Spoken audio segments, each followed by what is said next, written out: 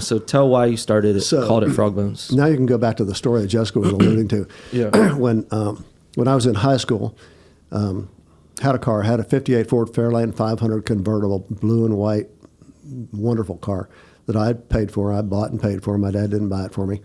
And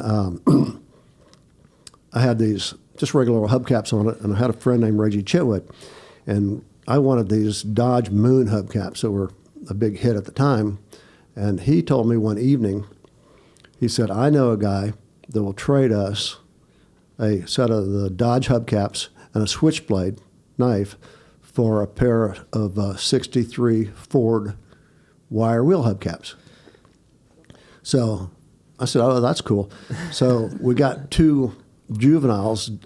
They were underage, and Reggie and I were 17. And we said, okay, we're going to go find some, and we're going to go steal some hubcaps to trade. So never having done that, we weren't very good hubcap thieves.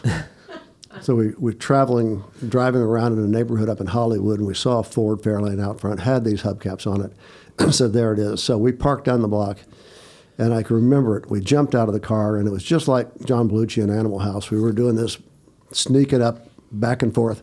Well, the guy was standing who owned the car, was in the bedroom, had just gone in to go to bed. It was just starting to take his shirt off. He was looking out the front window, and he sees these four idiots jump out of their car and come trying to sneak over to his car. We were figured all four of us would go each pop one hubcap and take off. So It's actually a good plan. it was a good plan, but the part of the plan we had not planned an escape route. Oh, yeah. So we got back in the car, and Well, and he had just had his hubcap stolen yeah. Well, that's a week before or something. Yeah, I'm going there. So, Okay. so we jumped back in the car. Well, he just buttoned the button he didn't button. He came out in his car and started following us. Well, we got lost in the neighborhood. We couldn't find our way out of the neighborhood. He got up behind us at a stop sign, wrote down our license, and we weren't in my car. My car was parked. I had been working at the drugstore, so my car was parked at the drugstore. And they got the license plate. We try to leave.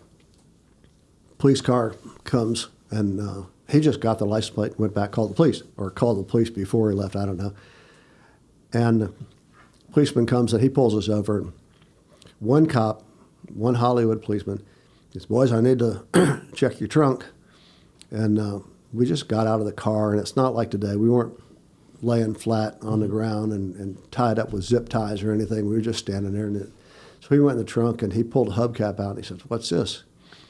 Kind of like, well, we were busted. And he said, yeah, I'm going to have to take you guys into jail.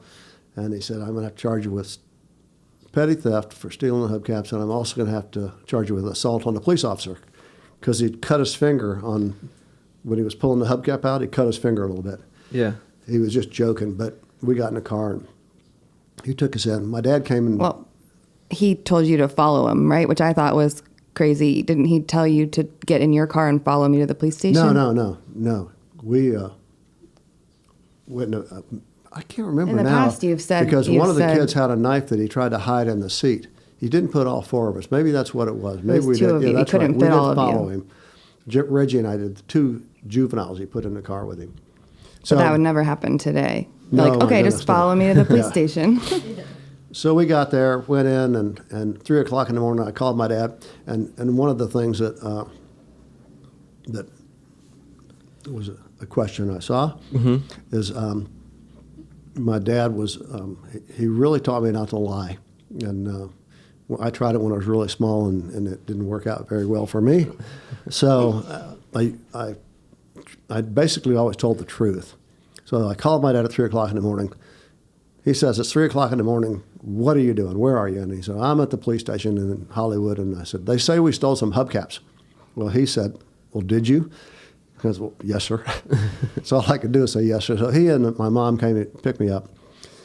The police brought me downstairs, and I walked up, and I managed to make a really stupid mistake. I stepped within reach of my dad. My dad was standing with his arms folded. I took How big was your dad? My dad was 6'6", 240, Yeah. big Marine. And I stepped up to him, and he backhanded me and knocked me down, over backwards. And the police got my dad by the shoulder and said, Mr. Andre, just, just save it till you get him home. I'm like, okay, I was ready to go back upstairs. Yeah. But he didn't hit me again. So we went home, and he asked me, and he always used the belt on me, and got home and said, well, what do you think we ought to do about this? And I said, well, I guess you should probably beat me for doing it. He said, no, not this time. He said, tomorrow you're selling your car and you're grounded.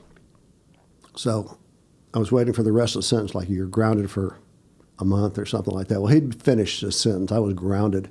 I asked him, well, how long am I grounded for? He said, well, you're grounded for as long as you live in this house. I was going to go in the Navy, and I was going to be a frogman. That's what I wanted to do, and that was my plan. Well, because I was in my dad's really bad graces after that, being a thief, I ended up enlisted in the Marine Corps, and that's why I went in the Marine Corps instead of going in the Navy. Because my dad was always, anytime I said I was going to go in the Navy, he'd get upset because the Marines never liked the Navy. I always had a place in my heart for frogmen, for the underwater demolition people, the teams, and the instructor that taught me to dive was a former frogman, a former UDT guy. I never got to do that dream. So when I built the range, I just went back and I wanted to kind of honor that dream I always had of being a frogman. Yeah. And who are now the SEALs today, and all military.